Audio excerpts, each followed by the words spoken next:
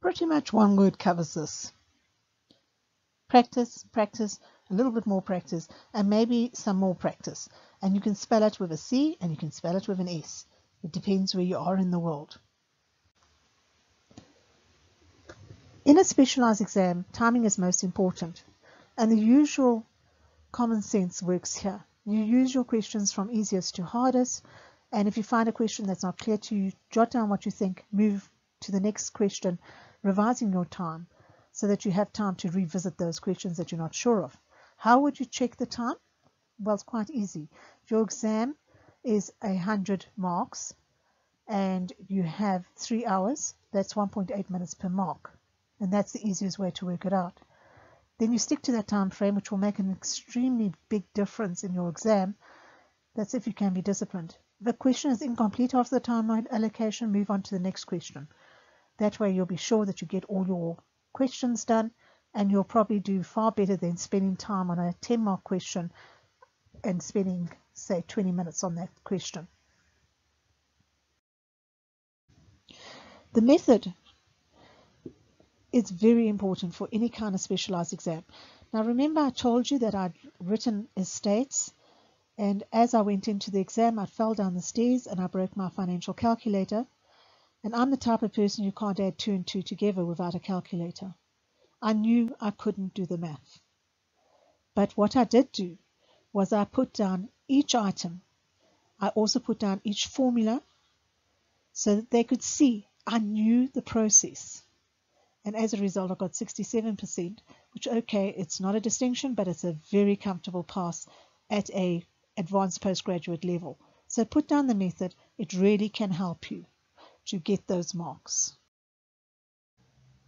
In maths and accounting, and indeed any of these subjects that have got some kind of arithmetic or any kind of science, you need to do the easiest questions first.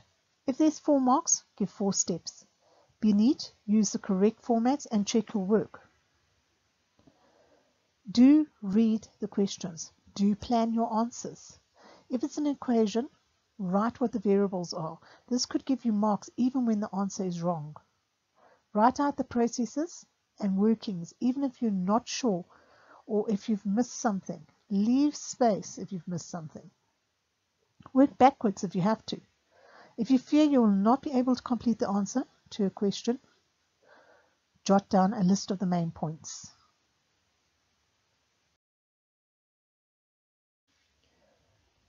Open book exams have their own particular problems. Number one, they normally are very short on time, and they don't test your memory. They test your ability to find and use information and how to solve and apply that knowledge effectively. So you need to make sure you're fully familiar with your texts and notes and know where to find the necessary information. Your best bet is to plan on not opening the book during the exam. If you do open the book, make sure you are familiar with it and have marked the appropriate passages for the subject matter. I normally use these little stick-on tabs because I find they come quite handy, and I make sure I can actually read them because my handwriting is a bit like a scrawl. So I'll put these little tabs down. I have seen some very energetic people doing it on computers, that they have these printed tabs, and I'm amazed at them. I really am, that they go to that extent.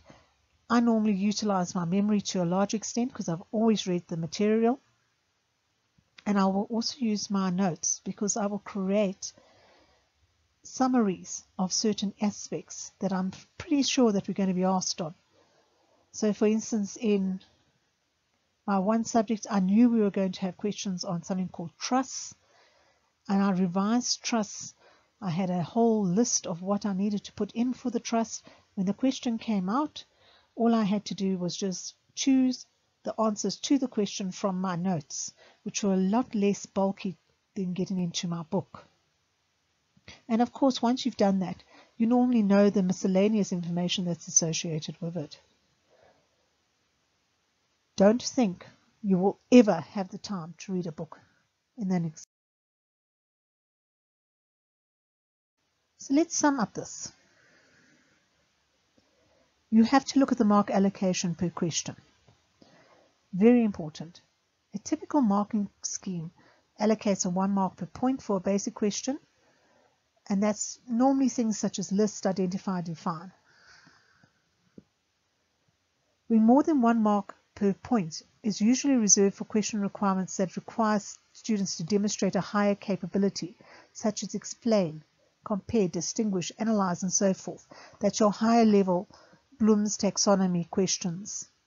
If you recall, we did that Bloom's taxonomy where we looked at the questions from knowledge, comprehension, analyze, synthesize, things like that.